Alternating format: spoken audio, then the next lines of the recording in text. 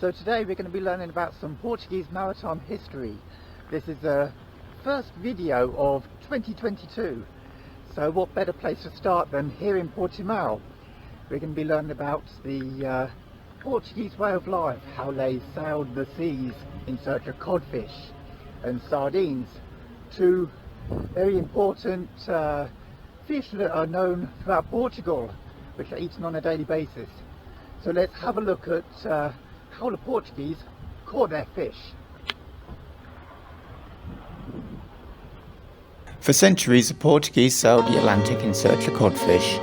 Known as bacalhau, the fishermen of the Portuguese White Fleet set sail from Portugal and arrived in what's known today as the Grand Banks. Before leaving Portugal, each schooner of the White Fleet was painted white and loaded with smaller boats called dories. These little colourful painted boats would set off from the main schooner for days on end, catching codfish in some of the worst conditions known to man. Over the centuries, thousands and thousands of men went missing, often lost at sea, fighting the huge waves of the Atlantic. Many times, main schooners would be loaded with more cod than a vessel could manage, often causing the ship to sink. In order to prevent the listing ship from drifting, Portuguese would set the ship alight and move to another vessel of the White Fleet. Often they would carry what they could of their haul, including personal items brought with them for the many months at sea, including statues of the Virgin Mary. Canada warmly welcomed the Portuguese sailors who would often come ashore to take gifts back home. It is said that the Portuguese put a lot into the local economy, whilst the locals enjoyed buying Portuguese-made produce, including cigarettes, whiskey and crafts. Known for their coffee, music and taste for alcohol, the Canadians loved to join in the fun as the sailors took a break on land in a local tavern.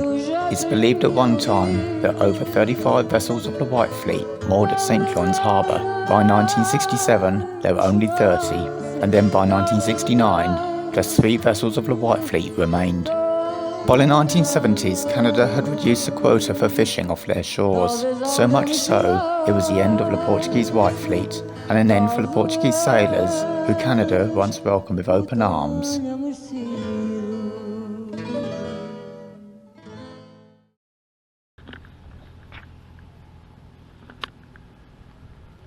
Now why are we heading along this riverbank? What is along here? Well, this here behind me is the Museum of Buttermilk. This is the former canning factory.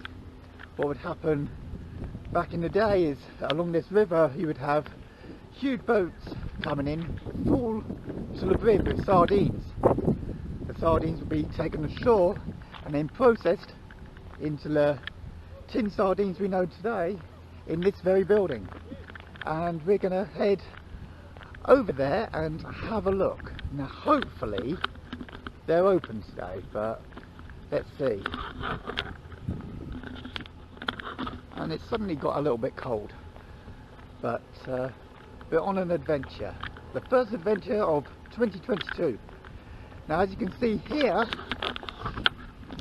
this is all part of the museum. The boats would come in down here, load the sardines in these little buckets. These buckets will go along this conveyor belt along here and into the factory, which is right here. Obviously they've removed some of it, but you get the idea. As you can see here, they'd be taken onto shore from the boats along this conveyor belt right away along here. These are probably not the original baskets, but it's a good little mock-up.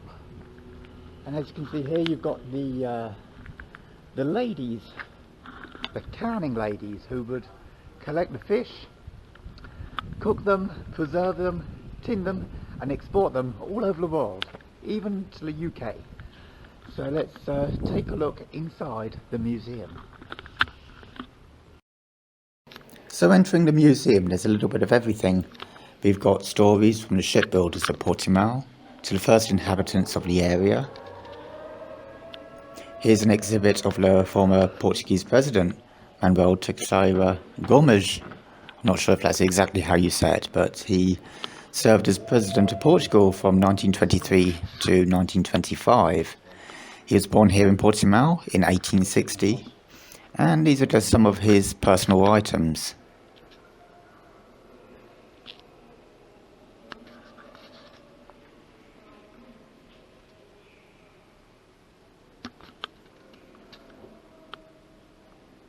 We've got a mahogany chair from the Netherlands, and oh look, we've got a bookcase from the UK, made in England.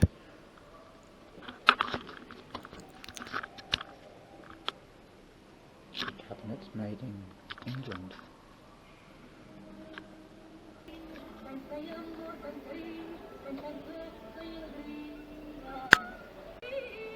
Conserva na memória do povo. Hoje, amanhã e sempre conserva jarroque. Interesting, the old presses.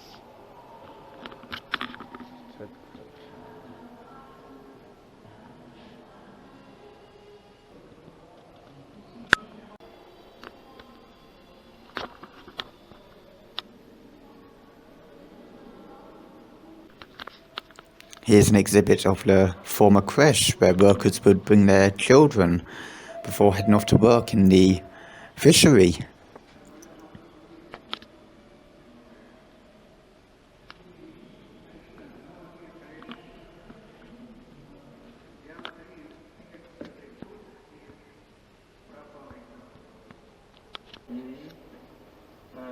Fui trabalhar para a litografia, fiz 14 anos por dia e depois fui trabalhar. Quando comecei na litografia, isto foi ganhar.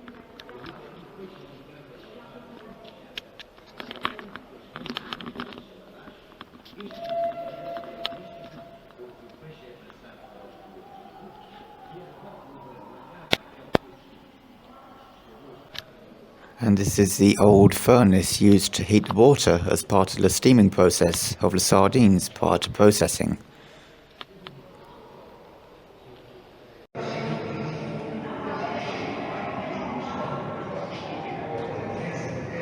And this room was originally the processing room.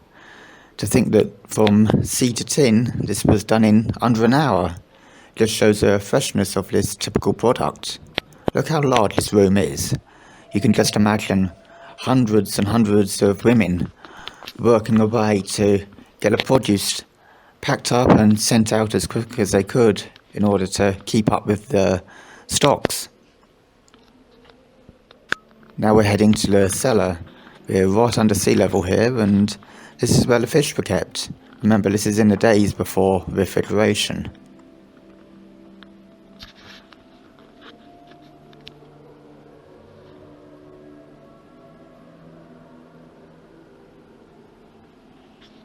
So now I'm going to leave you with some photos and I'll see you outside.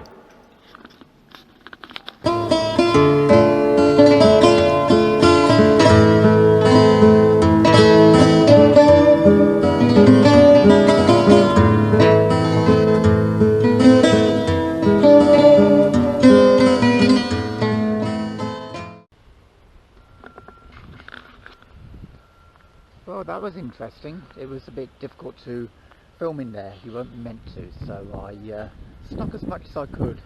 But it wasn't bad. So the museum is €3 entry, so €3 for adults. I think for children or under 25s and seniors is $1.50.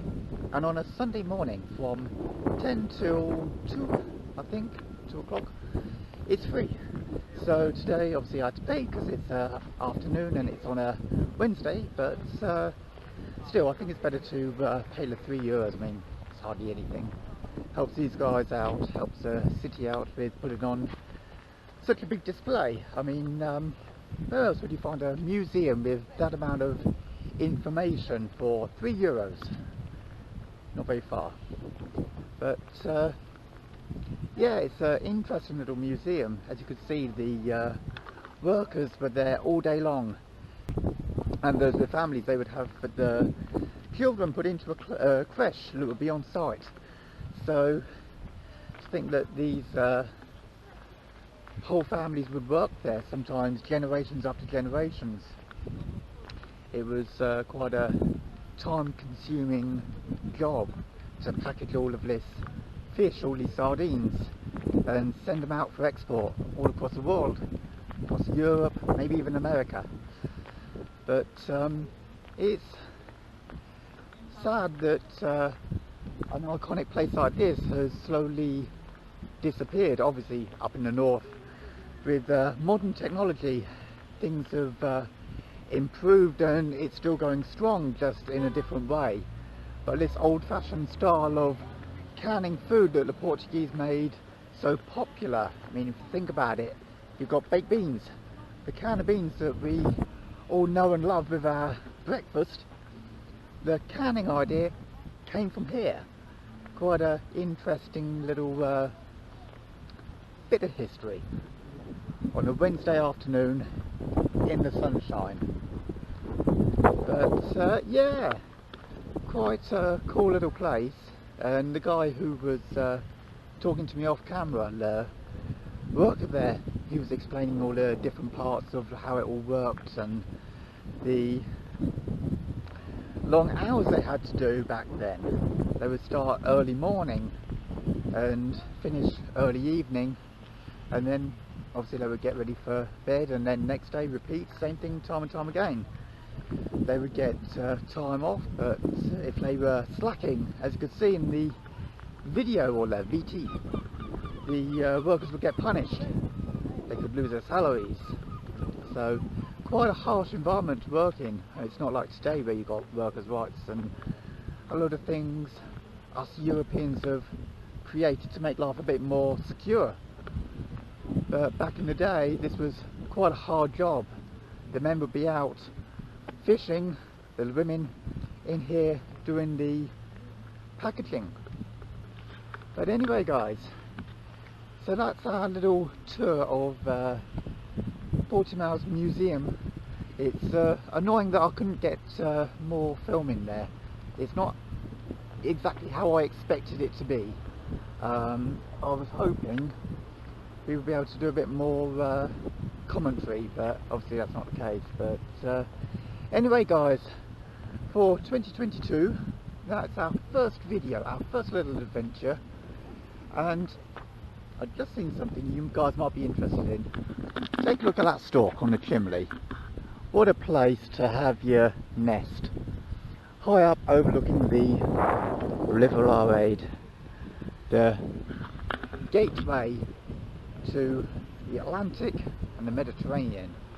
Right guys, until next time, until next week maybe, have a good weekend, a nice week, and for those of you in Portugal, enjoy the sunshine.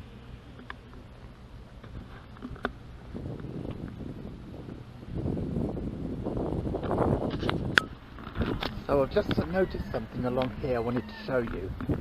Let's see if I can get there before too much traffic appears. I saw this just from back over there when I was leaving the museum, and it's this roundabout. Take a look. It's not just any roundabout. If you look closely, you've got the ladies, the same ladies who were cooking and packaging the fish all those years ago. This is a monument to them right on this roundabout, showing the workers back in the day how they did so much for this town. They made it a boom town back in the day. But take a look, you've got a lady there gutting the fish, another lady there collecting the fish out of the basket, another one telling them off. Let's see if we can get a closer look. I love what they do with the electric boxes. Look, you've even got the old tins, the fish tins. Another one here, just like we saw in the museum. Let's cross the road. Hopefully he stops. Yes, he's going to stop. Trying to get run over for you guys. Clickbait. But yeah, look at the ladies. This one here with her hand pointing outwards. At the start of the pandemic, there's a photo of these ladies, and I wasn't sure it was actually here, and I only just remembered it. It's a place that you pass, but you never really think of. And it had this lady with a mask and some lingerie, or ladies' knickers, on the end of her fingers, just as a little joke to lighten the mood. But I only just remembered that, and I realised that is actually here. So I'll try and find the photo of it. Maybe I might find it off Google, I'm not sure. Anyway guys, that's all I wanted to show you. Oh look, more tins.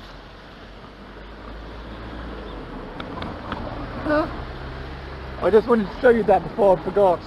I noticed it and thought I can't not leave that out, or not leave that in. So guys, until next time, adios once again, and enjoy the weather. It's nice.